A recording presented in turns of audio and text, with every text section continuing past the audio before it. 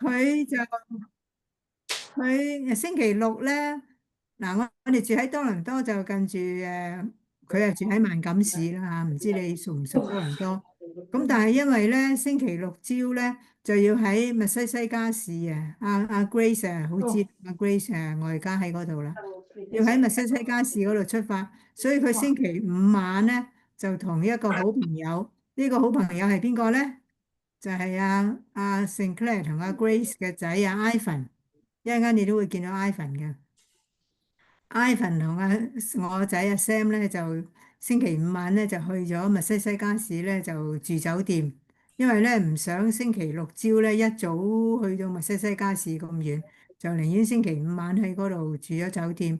星期六朝咧6點幾啊要出門㗎啦，咁咧哦，就7點幾8點咧就開始啦咁咧就由密西西加市咧一路踩單車踩到去咸美頓咧 Hamilton 咧。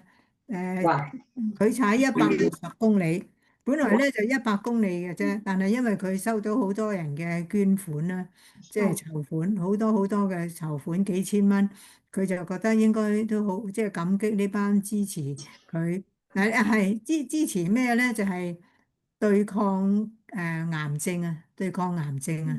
我發覺咧，我哋每一個人咧都會有一個親戚或者朋友咧係有癌症嘅。唔知你哋覺唔覺得？我覺得我哋每一個人都有。咁佢呢，就因為佢個疏堂細佬，即係阿毛生個侄，疏堂細佬呢，2年前呢就發覺有癌症。咁另外呢，呢個係阿 Grace 個仔 Ivan 阿媽啦，你知道阿 Grace 咧，阿黃成之個太太啦，所以佢就話係 dedicating their right to Grace Wang，即係紀念阿 Grace 嘅。咁啊，佢個仔阿 Ivan 啦嚇，咁所以咧，我個仔咧就同阿 Ivan 係老友啊嘛，所以佢一方面咧就係為咗佢個堂細佬啦嚇，堂細佬同佢同年咧，不過細佢幾個月。另外咧就為咗阿 Grace Wang 啦，即係又同阿 Ivan 一齊老友，即係紀念阿 Grace Wang。仲有其他朋友嘅，佢教會都仲有，即係我仔教會都仲有一啲人係有癌症嘅，所以佢就由密西西加市咧踩單車踩到去咸美頓，踩160公里，其實好犀利嘅。係睇咗6個幾鐘頭㗎嚇，咁呢個就哇係到咗咸美頓啦，到咗嗰間McMaster 大學啦，呢個係一個終點站。咁然之後第二日咧就由咸美頓咧就踩單車，呢個係第一日，係第一日影相，第一日影相。我仔新抱2個孫，幅相好細啊，唔好意思好得意啊，睇唔到。兩個。係2個好得意，呢個咧就7歲，呢個咧就5歲半，12月就6歲啦。呢個就3月已經7歲啦，出年3月就8歲。咁我哋就喺咸美頓嗰度個大學咧一齊影相，即係留為紀念啦。咁即係之後咧，第二日咧就喺咸美頓咧就踩單車就踩去，就唔係尼加拉瀑布，係尼加拉瀑布附近一個叫做 Niagara on the Lake，即係喺安大略湖側邊嘅，嗰度又係風景好靚嘅。咁今次就唔使踩咁遠，今次係踩100個公里啫嚇，即係第一日就160公里，所以都幾攰，但係就佢2晚都瞓得幾好。第二日咧就係100公里，咁所以全程就完咗啦。咁咧今次呢個其實咧係多倫多一間叫做 Princess Margaret Hospital，即係瑪嘉烈公主醫院。因為呢間醫院咧就出名咧就係癌症醫院嚟嘅。咁佢哋今次踩單車咧有5000人踩啊，幾犀利！加埋我個仔同埋 Ivan 咧有5000人踩啊！咁咧佢哋籌到幾多錢咧？籌到呢個醫院咧，今次籌到20幾萬，20幾萬。咁仲繼續籌噶，今個週末都有嘅。不過今個週末就唔係踩單車，就用其他方法啦，即係叫啲人呼籲啲人捐錢啦。咁你話捐咁多錢做乜啊？咁因為你知道咧，咁多人有癌症，咁所以咧有一個叫做 Canadian Cancer Society，即係加拿大癌症嘅會嚇，就要好多錢做好多嘅研究，又發明好多嘅藥。咁咧嚟到去醫嗰啲有癌症嘅人，咁所以佢哋越籌得多錢咧，咁咪越多啲即係資源咧，可以去研究咯。啊，咁所以即係佢哋每年都有嘅。咁即係其實咧係唔容易，呢5000人有啲咧其實自己仍然係患緊癌症嘅，不過有力量踩咁啊踩，有啲咧就康復咗啦，康復咗，有啲咧就好似阿 Ivan 黃成之個仔咁，即係紀念阿媽，咁咧就嚟踩單車啊，有啲咧就好似我個仔咁，因為有親戚朋友有癌症，想幫佢哋，咁啊又嚟踩嚇，咁所以咧即係5000個人一齊踩單車。有年青人咧，好似我個仔啊 Ivan 咁啦，有啲成年人啦，有啲咧睇樣可能都已經係60幾歲㗎啦，不過都踩嚇，咁所以咧就即係呢個係一個盛會啦。咁但係咧就係唔係為咗玩，而係為咗咧真係想做到幾多就幾多，即係為誒呢個癌症出力嚇。咁就係咁啦，想同你哋分享啦。有冇咩嘢想問啊，或者啲咩嘢想傾下呢？即係呢個就係阿 Ivan 啦嚇，Ivan 啊，我睇好似屋企話呢度大多數係跑步嚇，好似係啊嚇，好似，好似踩單車我未聽到，就係跑步，好似一年都好幾次喎，一年但係跑步好似唔係為不同嘅機構嘅，好似唔係淨係唔為，同噶嘛。我諗唔係淨係為癌症嘅。我見啊我哋學校嗰個屏幕嗰度打出嚟呢次佢哋搞咧 high school 咧一齊搞嘅籌款人癌症呢個係啦，籌咗係117000，係咁啊，好喎，一間學校已經籌到咁多啦。唔係佢我哋渥太華幾間 high school 一哦齊哦哦籌嘅，唔係一哦，間。係咁樣，嗯。佢哋踩單車其實都有個要求嘅，即係話咧，你一定至少籌到2500蚊，哦，同埋咧二千五點，至少咧2日，每日踩100個公里，咁2日咪200咯。但係我仔就260蚊，因為佢第一日已經踩咗160啦。嗯啊！我記得我兩個女嗰陣時，到 high school 嗰陣時籌款癌症嗰啲咧，好嗯，似你如果報名係最少如果你報上去咧，係最少籌款籌到120蚊先可以，即係用嗰個表嘅。係啊係啊。咁同埋啊，咧，譬如話我個仔佢哋其實成一班朋友嘅，都有成6、7個咁。咁但係有一個朋友咧，其實係唔夠嘅，唔夠2500嘅。嗯嗯我哋話：咦，咁你籌到我個仔，因為籌到7000幾啊嘛。我話咁你嗯俾啲佢咪得咯。我個仔話唔得㗎，佢唔俾嘅。咁啊，佢要嗰個朋友自己籌。咁好在終於嗰個朋友咧，就都係唔係好夠，但係因為佢哋大家係朋友咧，就即係當朋友身份，另外嗯嗯俾錢嗰個人。咁嗰個人終嗯於都一齊可以踩單車。咁所以嗯咧就即係一方面咧，你要真係籌到2500至少。二方面咧，你真係有踩單車嘅，因為有啲人咧嗯平時冇踩單車，突然之間叫佢踩100公里咧，就好辛苦啦。咁我仔都告咗3個禮，唔係3個禮，3日假，即係特登就係要練踩單車，即係踩嗯到隻腳咧，即係可以適應到。咁啊，好好嘅呢個即係 Princess Margaret Hospital 完咗咧，佢有班義工咧幫你按摩啊。即係哦知道你隻腳啊喐得咁犀利啊，幫你按摩係免費嘅嚇，嗯咁樣。咁即係因為都係佢哋醫院想籌款，咁佢醫院又派啲人出嚟係幫你咁樣咯嚇。嗯嗯咁啊，即係所以都係一個好好嘅學習啦，對我兩個孫都好啦，即係等佢哋都知道有啲人有需要，我哋要去幫佢，即係喺社區裏邊，無論你識佢嘅唔識佢，總之你可以咧就盡一分力嚇。咁我成日都記得咧就。喺雅各書第1章最後尾嗰兩句咧，佢話真正嘅虔誠咧就係照顧在患難中嘅孤兒寡婦。咁你好多癌症嘅病人佢離世，咁咪剩低佢啲孤兒咯，係嘛？咁所以即係要照顧佢嘅即係神話要照顧喺患難中嘅孤兒寡婦。咁有啲可能真係寡婦嘅，真係可能丈夫早死或者個太太早死，真係變咗一個人單親嚟到照顧啲仔女，所以都係好吃力嘅。咁即係我哋盡力幫癌症中心睇，可以都係幫到呢啲患癌症嘅人咁樣啦嚇。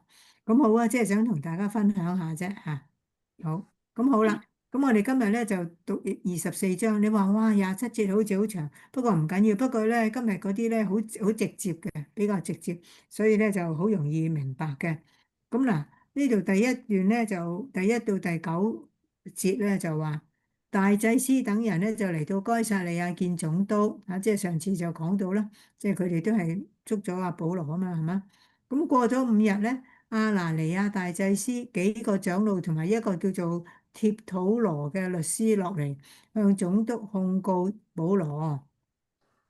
過咗5日咧，即係話佢哋咧好想快啲解決呢件事啊，解決對保羅嘅控訴。咁仲帶埋個律師嚟喎，即係你知律師把口好叻噶嘛。咁即係等好似等個律師咧嚟，其律師嚟說服嗰個總督講，好啦。咁咧就阿佩英，你幫我讀呢個第2、第3節好嘛？第4節係藍色嗰啲字啊。保羅一被傳來，帖士羅就開始控告他，說：腓利斯大人，我們因你得以享受國泰民安，並且這一國的弊病，弊病，因着你的遠見得以改革，我們隨時隨地都滿心感激不盡。為了不敢耽擱你太久，我只求你寬容一下，聽我們說幾句話。好啊，唔該晒。哇，你話呢個帖土羅呢個律師幾犀利，講嗰啲嘢係咩嘢？講呢啲嘢，講呢啲係咩嘢？你哋覺得係咩？對住個大人講嗰啲嘢。巴結佢。巴結佢啊，講啲嘢幾好聽啊！哇，我哋喺你手下咧可以國泰民安喎嚇，而且咧因着你嘅遠見又得以改革喎，即係等一啲嘅弊病咧可以除去嚇。咁我哋真係好感激你啊！不過咧我哋唔想即係阻你太耐，就所以同你講幾句話啫咁。嗱，咁呢度咧都係話即係解釋咧，其實呢個腓力斯總督咧。你哋好似唔係用總督嘅，你哋嚇嗰個版本，我上次講過啦。咁咧，其實呢個人咧又收贓受賄啊，又令到猶太地咧犯罪率大大增加。嗱，呢啲就係歷史嘅記載啊。咁經常出現騷亂，亦都咧而佢咧就嚴厲鎮壓。但係帖土羅咧一上嚟咧就揞住良心，肉麻吹捧下巴結啊嚇。一面咧就話啊，我哋因你得以享受國泰民安，因着你嘅遠見得以改革。事實上，根據歷史嘅記載咧，唔見到佢有咩嘢革新或者改進。咁所以咧，你知道原來咧政治嗰啲嘢咧嚇，同埋有啲人要同嗰啲政客、要同嗰啲政治家啊、啲政府講嘢咧，就真係顛倒晒嘅可以啊，乜都噏得出，冇又講到有啊，唔係佢話佢又嚴厲鎮壓，又收贓就賄咁啊，其實好差㗎喎呢個總督。但係佢又講到佢咧國泰民安啊，即係唔知幾好啊，又得要改革咁，所以即係有陣時呢啲人講説話咧，真係冇句真嚇。即係話咧，佢呢個律師咧卑鄙嘅諂媚，利用手段咧以爭取審判官嘅好感，顛倒是非，將貪官污吏咧講成好官，滿口諂媚奉承嘅話咧，卑躬屈折，無視民間疾苦。其實啲民間都唔知幾慘，佢又話整到國泰民安嚇。咁啊惡意嘅誣告啦，咁啊而家呢度入正題啦嚇，咁啊開始講阿保羅啦嚇。咁呢度我請阿妙雲，你幫我讀好嘛？5、6、7、8、9呢度幾節嘅啊？開咪啊！係6、7、8、9。係我們看這個人如同瘟疫一般，在鼓動普天下所有的猶太人作亂的人，又是拿撒勒教派裏的一個頭目。他甚至連聖殿也要污穢，我們就把他捉拿了。可是千夫長呂西亞來了，用武力把他從我們手中搶走，還吩咐原告到你這裏來，你自己審問他，就可以知道我們所控告他的一切事了。眾猶太人也隨着控告他，說這些事情確是這樣。好，唔該晒嚇。嗱，即係咧對佢嘅指控包括兩樣：鼓動普天下眾猶太人作亂第五節，同埋圖謀污穢聖殿第六節。嚇嗱，呢度咧鼓動即係令到咧普天下所有猶太人都作亂喎。哇，咁咪要好差呢個，即係講到阿保羅真係呢個作亂嘅人喎，又係咧拿撒勒教派裏邊一個頭目。頭目即係乜嘢？作頭阿頭啦嚇，首領阿頭啊，拿撒勒教派啊，即係因為阿耶穌係拿撒勒人啦，咁佢於是乎咧就話佢係嗰個拿撒勒教派，即係耶穌嗰個教派裏邊一個嘅阿頭。咁啊，第二個控告咧就連聖殿都污穢。嗱，我哋一路睇都冇睇到佢點樣整污糟嘅聖殿係嘛？冇睇到。咁但係佢哋就係咁講啦嚇，又話保羅又係使到所有猶太人作亂嚇。咁好啦，咁啊呢啲其他啲猶太人在場嘅咧，都係附和喎。係啊係啊，呢啲嘢確係咁嘅咁。但係其實呢啲嘢都唔係咁嘅。不過佢哋為咗要定保羅嘅罪，咁咪話係啊係啊咁咯。嗱，鼓動普天下眾猶太人作亂，對羅馬政府嚟講咧，猶太人如果只係因信仰而引起爭執咧，通常都唔會過問嘅。即係佢覺得呢啲係你嘅文化，係你嘅信仰，我哋羅馬政府都唔係咁嘅，所以係你哋自己搞啦，唔理嘅。但係如果事情涉及煽動造反咧，就係一個非常嚴重嘅罪行啊嚇！嗱，咁所以呢個佢哋真係想搞咩嘅喎，令到所有猶太人作亂喎，即係話到即係呢個保羅咧係使到啲人作亂嘅，咁即係未對羅馬政府不利咯，係嘛？咁而咧就話佢係拿撒勒教派，咁啊即係藐視咧對基督徒咧佢一種輕蔑嘅意思。咁啊話連聖殿都整污糟，話呢個保羅。但其實咧，羅馬政府為咗安撫猶太人，容許佢哋對聖殿嘅自主權。如果有人帶外邦人擅闖聖殿嘅內院，玷污聖殿咧，就特准佢哋按猶太律法處死，即係話好大罪。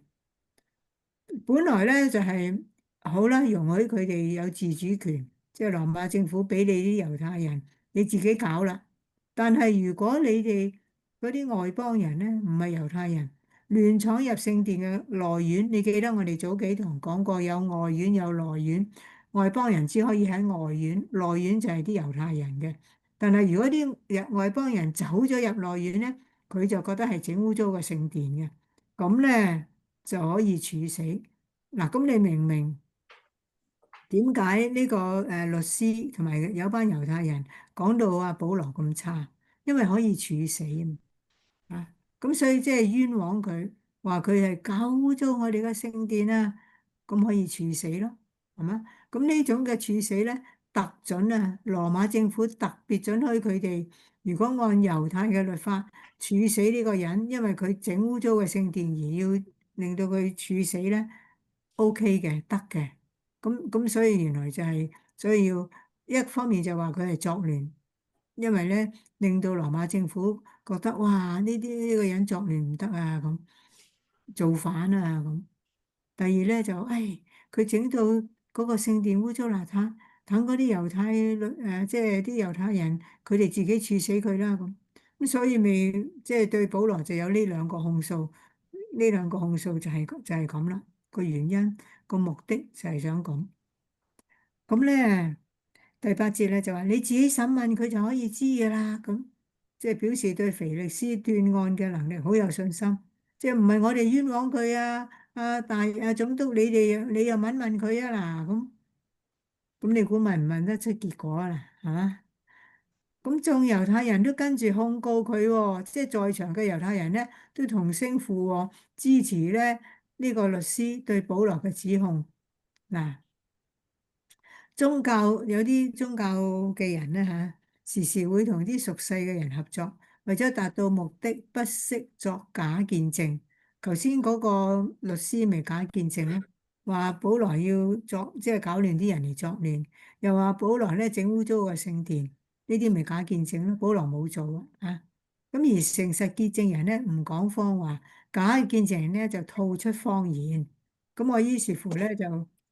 即係呢個好明顯啦，我哋都知啦。所以你知唔知道？譬如我哋喺加拿大咧，如果你法庭嗰度做見證人咧，係撳住本聖經咧嚟到話你係講真話嘅，即係唔可以做假見證嘅嚇。嗱，咁咧我就好記得箴言呢度咧6章16至19節，好好嘅，你哋記得，即係話耶和華所恨惡嘅有6樣，佢心所憎惡嘅咧共有7樣，仲有7樣嘢咧係耶和華唔喜歡嘅。咁我哋記住咯喎，即係唔好做啊！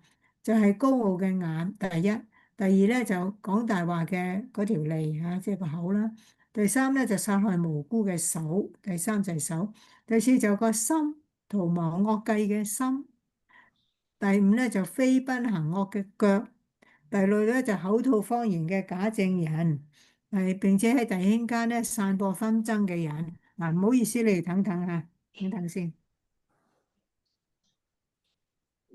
誒，hello，hello，你呢台你揾阿姨落係嘛？係啊，唔該。等等，你呢台揾阿姨。我睇啲手。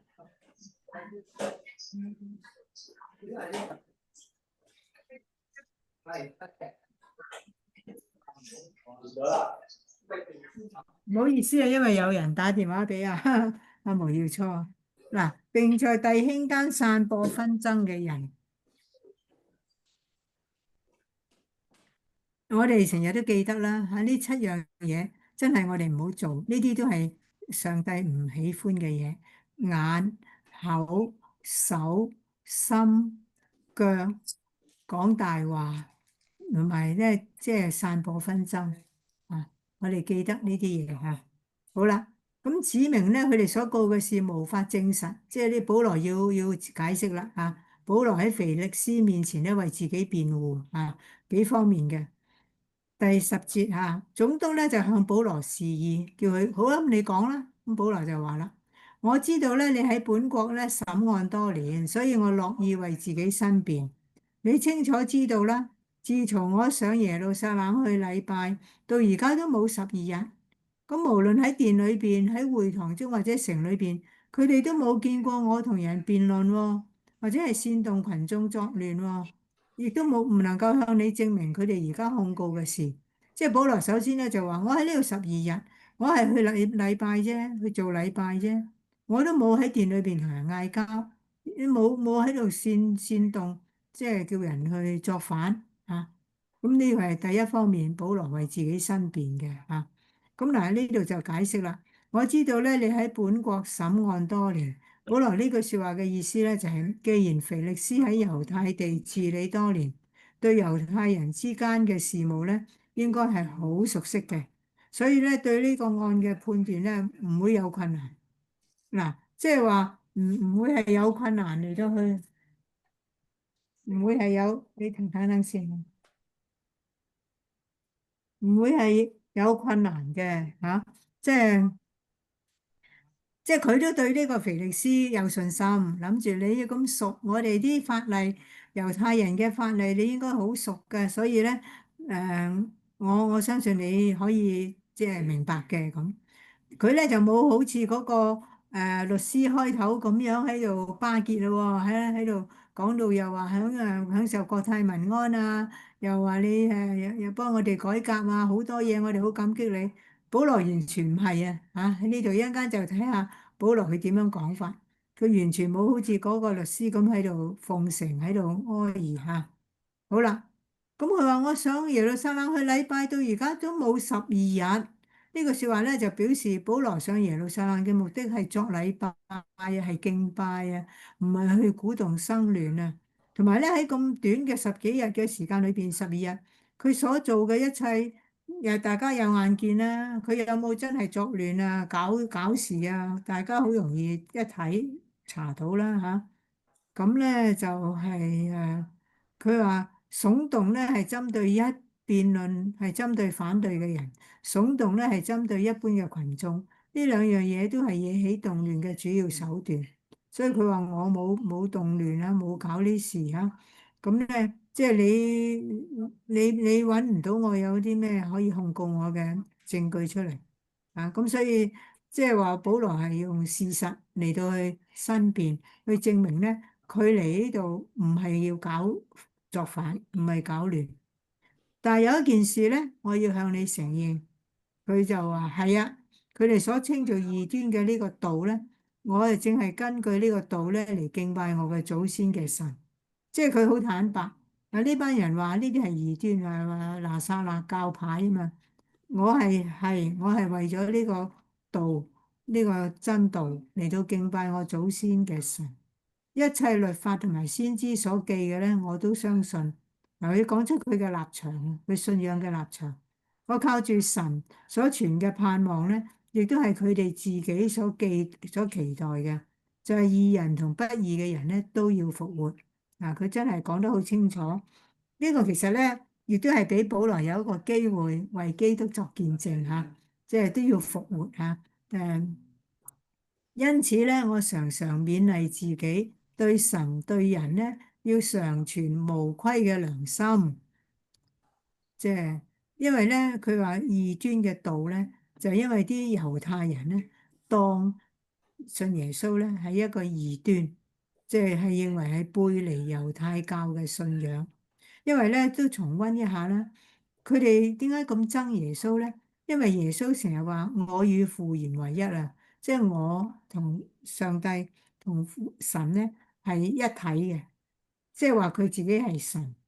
咁但係嗰啲猶太人咧，佢認為耶穌只不過係一個木匠嘅仔，係一個凡人，你邊有資格話你同神係一體啊？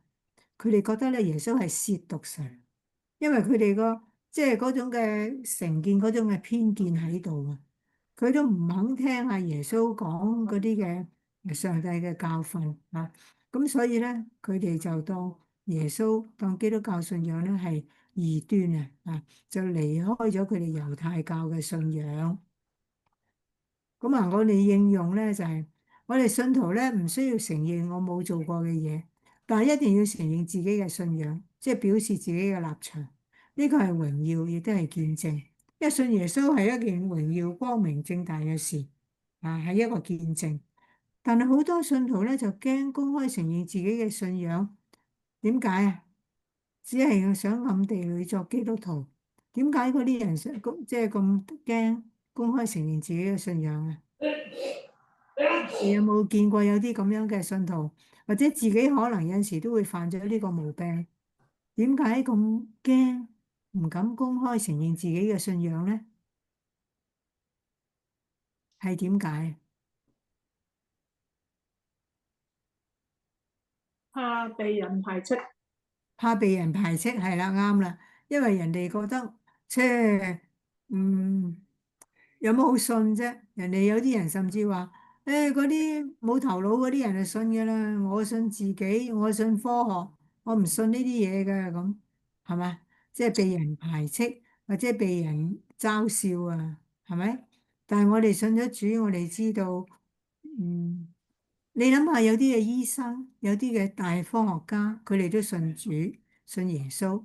我哋華基咧，以前支持阿陳義林醫生咧，我最記得啦。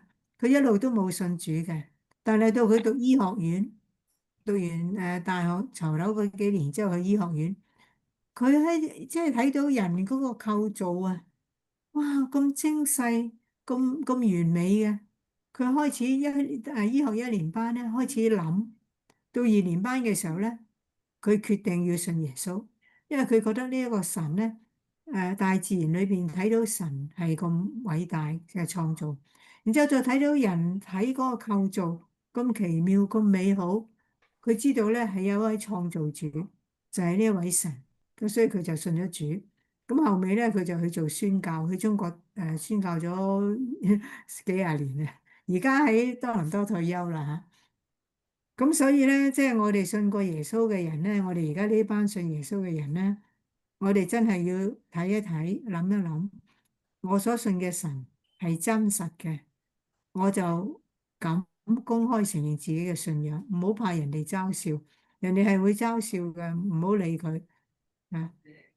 咁但係咧，我就耶穌咧就話，凡喺人面前不認我嘅，我喺我天上嘅父面前亦都必不認他。咁所以咧，我哋話如果唔認神，但係神咧，耶穌都唔會認我哋啊。咁我又再問一句啦，頭先呢度就話唔承認自己嘅信仰，唔會公開承認自己嘅信仰。而家喺應用上咧，我哋可以點樣公開承認自己嘅信仰咧？即係唔使做作，係好自然嘅。你可以點樣公開承認自己嘅信仰啊？睇人哋一睇就知道你係信耶穌嘅。飯前祈禱，飯前祈禱係啦，非常好，係啦，飯前祈禱，人哋一睇見你喺度祈禱咧，就知道咧你係相信耶穌噶啦。呢個係最直接、最簡單嘅一個。但係有啲人就係因為唔想公開或者唔敢公開佢嘅信仰咧，就飯前就沒有祈禱嘅，沒有祈禱嘅啊。咁仲有咩其他嘢可以令到人哋知道即係我哋可以公開承認我係信耶穌啊？除咗飯前祈禱，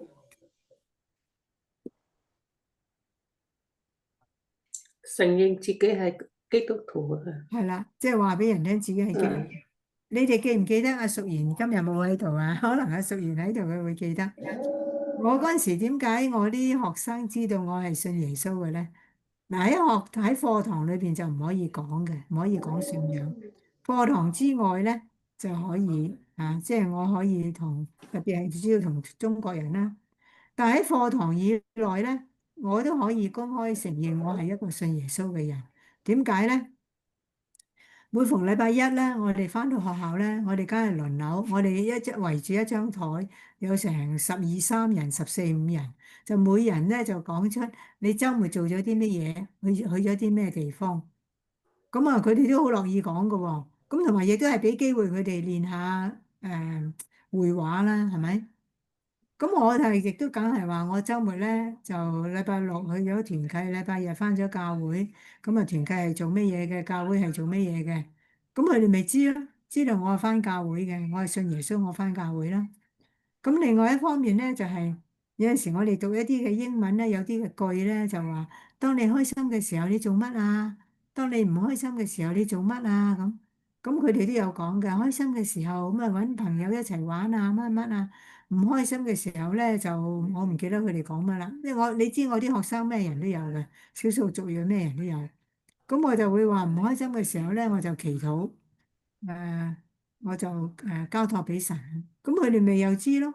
所以咧，其實你表達公開承認你嘅信仰咧，係好容易嘅，好多機會嘅。不過你有冇把握啲機會？你唔使好似教訓人咁講一大輪，因為嗰啲未信耶穌嘅人咧，佢都唔想聽你講咁多嘢，佢聽2分鐘，極其2、5分鐘，佢已經想聽第二樣嘢。所以你咧唔可以講太多。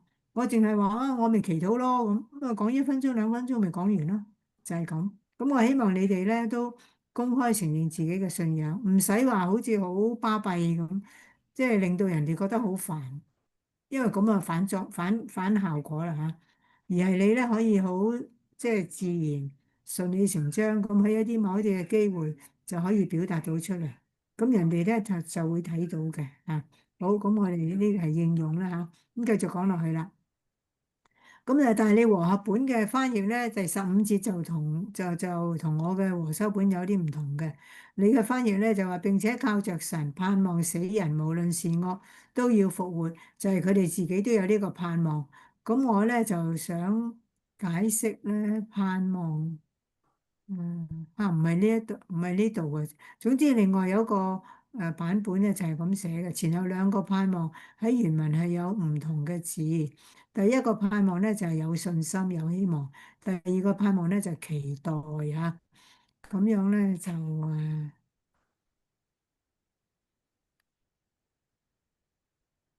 係啦，所以我和修本就譯咗期待啦。本來呢個喺另外個版本係盼望，呢度又係盼望，呢度盼望，但係我和修本咧就譯咗係期待嚇。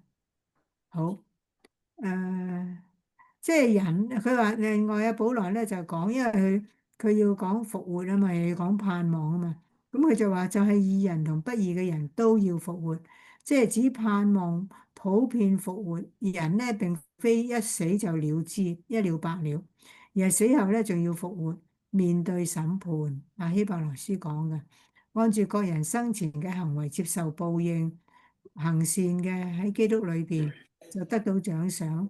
行惡嘅咧就受到懲罰。嗱，呢啲經文就有寫嘅，我喺呢度就唔詳細講呢樣嘢啦。總之，保羅嘅意思咧就係佢喺嗰度為主作見證。呢個係其實唔係佢，即係唔係佢 ask for，唔係佢要求嘅，而係反為嗰啲人控告佢嘅時候，佢要表白佢係做乜嘢，佢去做禮拜，同埋佢話係啊，我係為呢個道，我要分辨，要講出呢一個嘅死人復活，講出復活嘅真理，咁所以佢咪喺呢度講咯，亦都係佢哋自己所期待嘅，即係指多數嘅猶太人咧，特別係法利賽人，佢哋咧係期待呢個復活嘅，對復活嘅盼望嘅。咁因此咧，我常常勉勵自己，即係保羅嘅意思，即係話呢班人其實同我有啲係有相同嘅，都係盼望復活嘅嚇。不過佢哋而家又指控我，即係我其實就唔係異端，同佢哋咧都係一樣嘅嚇。佢話我常常勉勵自己，因此呢兩個字咧就表示保羅喺本節裏邊所標榜嘅做人嘅原則，係根據前節嘅信仰。對神對人咧要常存無虧嘅良心。上幾堂都提過良心啦嚇。咁意思咧就係盡量唔好犯罪。我哋如果要向人有無虧嘅良心咧，就必須先向神有無虧嘅良心啊。誒，我哋如果喺人面前良心有虧咧，就唔能夠為神作見證。呢度變咗應用啦嚇。咁我就問你，你同唔同意啊？即係如果我喺人面前，即係有虧心事啊，良心有虧。上次亦都有講過啦，即係我哋未信耶穌之前咧，我哋都係憑良心做事。但係好可惜，因為我哋嘅罪性咧，我哋嘅良心有陣時咧就係弱咗啊。對於一啲惡罪，即係罪嘅嘢，我哋都好似冇乜反應咁，因為我哋嘅良心弱咗啊。但係我哋信咗耶穌之後咧，就求聖靈咧，聖靈喺我哋心裏邊咧嚟到去指正我哋做得啱，做得唔啱，諗得啱，諗得唔啱嘅嘢。咁咧就甚至咧就提升咗我哋嘅良心咧喺即係正確嗰方面。咁但係咧，而家我有呢句説話咧，就話我哋如果喺人嘅面前，甚至喺神嘅面前咧，個良心有虧，即係弱咗啦，或者係歪咗啦，即係即係即係嗰啲嘅啱與唔啱咧，撈亂咗啦嚇，就唔能夠為神作見證。你同唔同意呢句説話咧？點解咧？你同意係啊？如果我良心有虧有弱咧，就唔能夠為神作見證啊咁，因為你覺得唔係。呢個係即係等大家練習一下，諗一諗啫。係咪我哋有陣時，即係我哋嘅判斷力，或者用咁樣嘅説話容易啲明咧？即係呢個判斷力咧，係我哋嘅良心嘅強或者弱，令到我哋嘅判斷力係啱或者係歪咗、差咗。係咪我哋嘅判斷力有所唔正確嘅時候，就唔能夠為神作見證啊？你同唔同意啊？嗱，你可以同意，可以唔同意嘅喎。有冇人想講下？即係你有陣時嗰個判斷錯咗，就唔能夠為神做見證啦。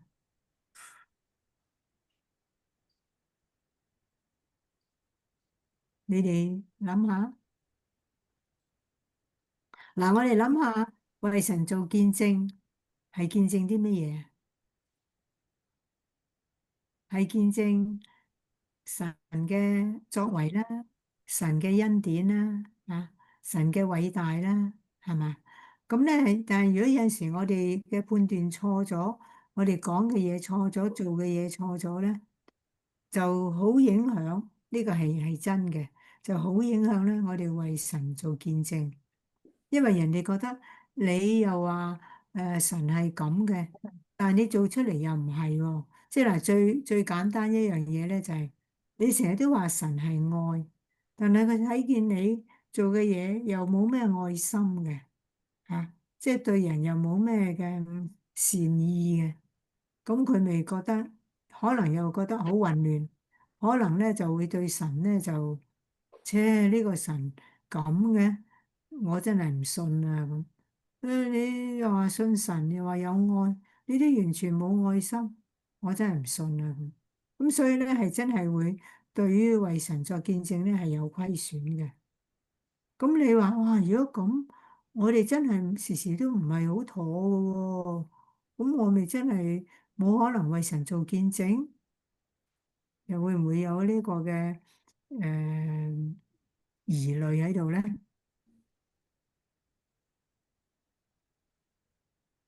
嗱，可能你哋未諗得通，又或者謙虛啊，唔答，係我哋係時時都會犯錯。咁你話如果時時都犯錯，時時都講嘢做嘢會差啲嘅咁啊，真係做唔到見證啦。咁又唔使咁，如果咁咪永遠都做唔到見證。咁咧反為咧，我哋就所以變咗要多啲反思，多啲檢討咯。即係同埋咧要勇於承認自己做錯。如果你真係做錯，真係講錯咧，你要話俾人聽，對唔住，我真係做錯，我真係講錯。咁人哋咧就反為會覺得你都肯承認你嘅錯咧，呢個都係一個見證嚟嘅，即係喺失敗裏邊嚟到見證神。睇人哋知道咧，你呢個人咧唔係死撐嘅，你知道自己唔啱，你可能甚至話係啊，我講得唔啱啊，我唔應該咁嘅，我係信耶穌嘅，我唔應該講啲咁嘅説話咁。咁人哋會知道哦，原來你真係對你嘅信仰係認真嘅，不過你係一時講錯，一時做錯嘅啫。反為人哋就會覺得信耶穌咧係一件認真即係嘅事，實事求是，唔係話馬馬虎虎嘅。咁我只不過咧，即係想大家知得到咧，我哋嘅生活上邊咧，時時都可以為神做見證嘅。當然有陣時我哋嘅軟弱咧，令到我哋嘅見證可能係受到虧損，即係受到損害。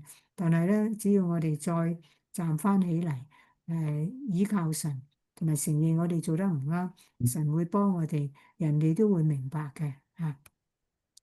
好啦，嗱，保羅咧反駁自己污穢聖殿嘅指控咧，講明自己係講明自己咧係帶周濟與貢獻啲啲物品嚟到耶路撒冷獻祭敬拜，咁樣嘅舉動點樣算係污穢聖殿啊？即係呢度咧就係即係我引申講出下邊嗰啲經文。保羅咧就話過咗幾年咧，我帶住啲周濟呢個國家嘅捐項同埋供物上去正獻嘅時候咧，佢哋睇見我喺聖殿裏邊已經潔淨咗啦，又冇罪眾，都冇吵嚷啦。即係話你話我整到聖殿污穢，話邊有啫？我帶啲供物去啫嘛，都冇喺度嚟到嘈喧巴閉。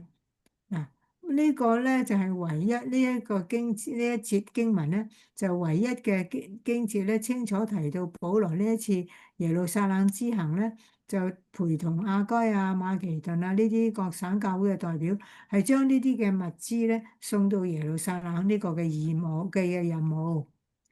咁唯有幾個從亞細亞嚟嘅猶太人，佢哋如果要控告我嘅事，即係嗱，第一點，保羅就講出咧，佢只係喺度十二日，都根本就冇作亂。第二點咧就講出佢帶啲貢物嚟啫嘛，我冇搞亂個聖殿啦，係嘛？咁然之後而家第三樣嘢啦，第三樣嘢佢為自己申辯。佢哋如果有控告我嘅嘢咧，就應該嚟到你面前嚟告我喎。如果唔係咧，等呢啲人自己講啦。佢哋話佢哋企喺議會前有咩睇得出我有咩唔啱嘅地方，咪講出嚟咯。即係大家二口六面講晒佢啦。縱然有，亦都不過係為咗一句話，就係我企喺佢哋中間話，我今日喺你哋面前受審係為咗死人復活。嗱，呢個咧又是佢有個機會咧為此作見證啦，即係咁樣，即係三樣。我頭先講咗三樣，但係佢都仍然把握一個機會。係啊，你哋控告我，其實我只不過就係講咗呢句説話，係為咗死人復活啫。咁樣咧就好啊。繼續睇落去呢度比較簡單啲。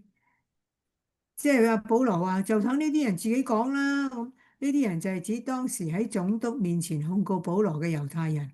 你哋講我有咩嘢呢句説話有咩唔妥？講耶穌即係講復活啫嘛，為咗死人復活有咩唔妥咁？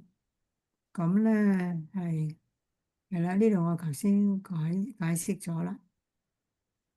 嗯。嗱，佢話縱然有咧，亦都不過係為咗一句説話，就係為咗死人復活。咁最後保羅咧再次強調自己被指控咧，唔係因為違反咗羅馬法律，而係為咗死人復活嘅道理。因為如果佢違反咗羅馬法律，就論盡咯喎。喺呢個總督面前，總督係羅馬政府噶嘛咁咪弊。但係佢話唔係啊，我係講死人復活啫嘛，講我哋信仰嘅嘢係嘛？咁佢唔單止係結辯詞，亦都喺宮廷上又為此作見證啦為此作見證。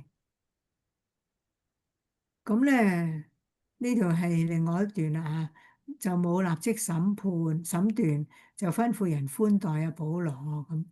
嗱，腓力斯呢個總督咧，本來係詳細認識呢一個道嘅，但係就拖延喎，且等呂西亞呢個千夫長落嚟，我再審判你哋嘅案啦。咁於是佢就下令百夫長看守住保羅，但係咧要從寬待佢，唔可以攔咗佢嘅親友嚟供給佢咁咧就話呢個腓力斯咧，佢認識呢個即係猶太人嘅道咧，因為佢嘅妻子咧就係猶太籍嘅，所以佢知道。咁啊拖延佢哋，點樣拖延佢哋咧？腓力斯顯然知道咧，保羅係冇犯下任何罪行抵觸羅馬法律嘅。但係佢如果宣判保羅無罪咧，就得罪咗猶太人嘅領袖喎。咁所以咧，佢為咗政治上嘅理由咧，就採取權宜之計，拖延審訊，等到環境適當嘅時候先至攤開個謎底。即係佢其實佢唔知點判，咁但係佢又唔想話保羅無罪，事實上真係無罪啊，冇話真係作反啦，亦都冇話即係喺度騷動叫人哋作反，亦都冇整到聖殿污穢咁所以真係冇罪嘅喎。但係佢唔敢啊！如果放咗保羅，啲猶太人喺度嘈佢啊，係嘛？咁但係所以佢咪唯有拖咯拖啦。嗱，呢度要從寬待佢咧，唔可以攔走佢親友嚟供給佢。意思咧，即係俾阿保羅有某種程度嘅自由佢個空間。因為保羅咧係羅馬公民啊，而且咧又冇被定任何嘅罪狀，所以佢能夠得到咧同一般囚犯不同嘅待遇，只係被軟禁看管，又准佢啲親朋戚友嚟到探佢咁所以呢個咧就係。即係保羅喺當時叫做受坐監，但係嗰種坐監咧就係即係有不同嘅待遇嘅，可以有親友咧嚟探佢嘅咁過咗幾日咧，腓力斯同佢嘅夫人猶太女子土西拉一同嚟到，就叫保羅嚟聽佢講信基督耶穌嘅事。咁咧呢個猶太女子土西拉咧，根據咧就係希律亞基帕一世嘅細女，先就嫁俾米沙王，之後又改嫁俾腓力斯，成為腓力斯嘅第三任妻子。嗱，保羅講論公義、節制同埋將來嘅審判，腓力斯驚起嚟啊，就話你翻去啦，你翻去啦，等我有機會嗰時再叫你嚟。嗱，咪又係咯，保羅佢冇講啲阿諛諂媚巴結嘅説話，佢一講咧就講啲公義節制同將來嘅審判，即係講得好清楚，即係神會審判我哋。咁咁呢個嘅腓力斯係想聽，佢係咪真係想聽咧？點解佢聽到驚啊？你哋話點解佢聽到驚啊？佢又叫人哋講，咁點解佢聽到驚啊？驚乜啊？一審判。驚審判，佢有咩嘢會令到審判會論盡咗啊？佢會有咩唔妥啊？因為佢個人係點啊？因為之前都講過啊，又貪污又唔係咁好嘅官啊嘛。係啦，即係唔係一個好官又貪污嗯，啊？咁所以咧佢驚啊，驚住即係審判嘅時候我點算啊？誒，唔好聽啦，唔好聽啦，我將來有機會再叫你嚟啊！啊，即係咁樣。面對呢個難得嘅傳道機會，保羅咧不但冇降低福音嘅門檻，先用好言好語咧嚟到即係你籠絡住嗰個腓力斯個總督，反而咧向佢講論公義節制同埋將來嘅審判。腓力斯咧係素來以不仁不義著稱，大家都知道佢貪戀美色啊，又娶第三任妻子喎，係嘛？拋棄前妻另娶新歡，就係頭先講呢個猶太籍嘅呢個女人喎嚇，但係佢冇悔改之意喎，所以聽到將來嘅審判咧就驚起嚟啦。呢個一定係因為佢自己嘅行為唔係符合公義同埋節制嘅要求，點敢面對將來嘅審判呢？所以佢心裏邊就不安同埋恐懼，但係佢冇扎心。扎心咧喺使徒行傳第二章咧就講嗰啲人聽完阿彼得講道之後咧就扎心。於是咧就願意信耶穌，但係呢一個人咧，佢驚，但係佢冇扎心。你知咩叫扎心啊？即係個心咧，即係好唔安樂，一定要即係有啲行動啊！但係佢冇啊，佢冇決志啊！等我有機會嗰陣時再叫你嚟啦。咁呢啲其實都係一般人拖延咧，即係聽福音嘅頓詞啊，有冇啊？有陣時我哋同我哋啲朋友親戚講，佢話啊，我唔得閒啦，我趕住啦，第日咧，第日再傾啦咁啊。咁腓力斯咧就因為佢呢啲咁嘅即係惡劣嘅品行啦、作祟，使到佢覺得咧唔想改變佢嘅生活方式。係有啲人佢唔願意信耶穌咧，特別成年人咧，就係你要我改變生活方式啊，又要我咧唔好咁貪心啊，又要我翻嚟教會崇拜啊，又要我睇聖經啊，即係佢唔想改變佢嘅生活方式啊。咁咧，我哋應用咧。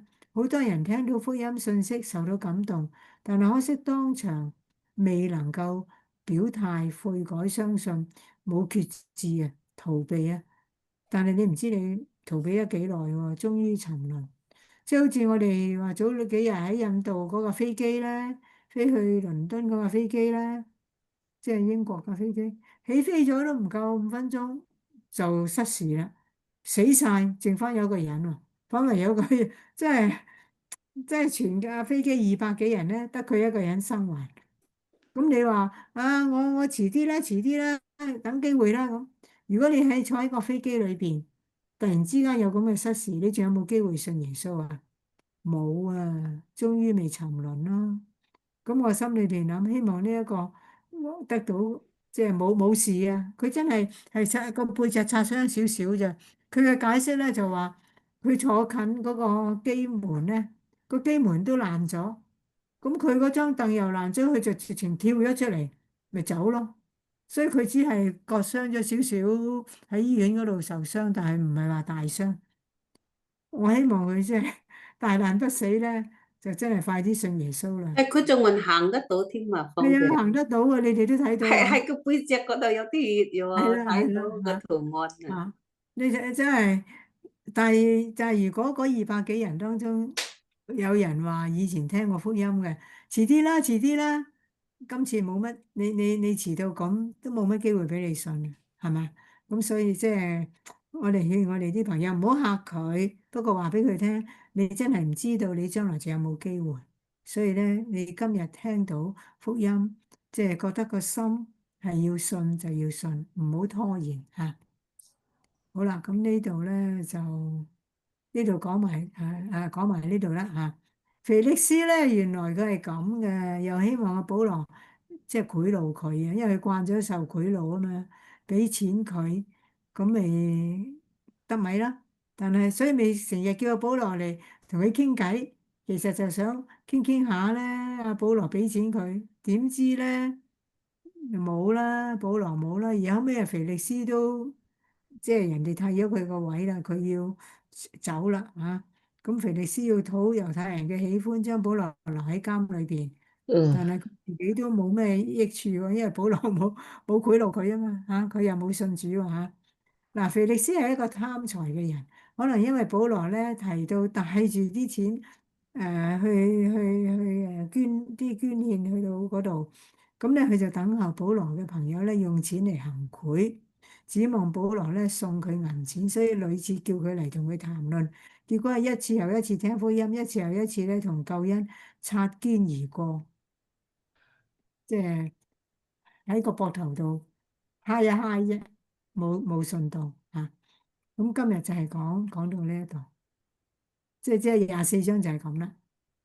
雖然有27節，但係咧就遲咗幾多分鐘啊？遲咗2分鐘啫。雖然有27節，但係咧都係好直接嘅。即係嗰個律師咧就控告阿保羅咧，話佢係要喺度謀作亂、搞亂，同埋咧話佢整污糟嗰個係聖殿。但係其實保羅兩樣嘢都話冇。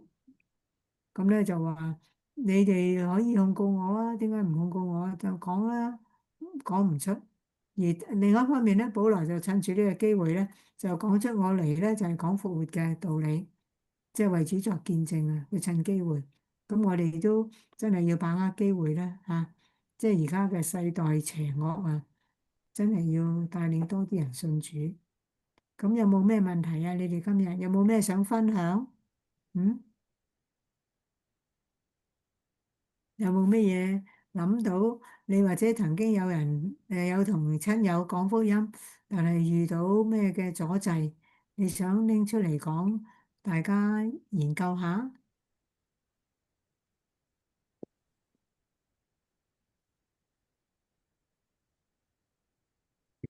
嗱，我最近咧就接觸緊我大廈有個住客，我都希望可以帶佢信耶穌，不過佢都仲未有咁嘅心。雖然佢個細佬都係信咗主嘅，我成日都問你細佬有冇叫你返教會啊？咁佢又話冇，唔知係咪佢細佬去西人教會？咁我呢個住客又唔識英文嘅，咁但係咧就即係誒。都係希望把握每一個機會啦，你哋都係啦。我唔知你哋工作嘅環境裏邊，同埋你啲鄰居啊，或者你啲親戚啊，係未信主嘅，都即係祈禱，希望有機會可以帶佢哋信主啦。嗯，咁好啦，咁我哋今日講完有個簡單嘅結束禱告啦。天父，我哋都係多謝你，藉住今日保羅嘅事，係佢都係把握每一個機會，就算佢係俾人哋告佢嘅時候，佢都把握機會嚟到去為你作見證，將福音、將佢嘅信仰嘅立場係講得清楚明白。求天父幫助我哋，亦都係喺呢個現今嘅世代，喺我哋周圍嘅人，無論我哋嘅鄰居、我哋嘅親友，我哋工作嘅地方嘅一班嘅同工同事。我哋都係要向佢哋嚟到為主作見證，嚟到傳福音。求主俾我哋有咁樣嘅機會，我哋都仰望交託俾你，奉耶穌名求，阿門。好，咁我哋今日到呢一度，好似係講埋一樣，好似華基而家有一個叫華康社係咪？華係康社好似係一個月2次，禮拜二嘅，係啊係啊同埋有啲社區裏邊嘅成年人啊或者長者嚟參加，係啊，好唔好啊？多唔多啊？誒都有喺嗰個老人 part 文嗰度咧，都有5、6個㗎。嗯。咁啊，另外仲有一啲自己開車嚟，咁阿哥 Sir 個先生又嚟，即係兩公婆。啊啊，即係都有即係嗰啲有十幾人啦咁樣啊。咁啊好喎，即係把握機會向佢哋傳福音啦。好，好，係啊。嗯，好啊，咁我哋今日到呢一度啦。啊，我哋下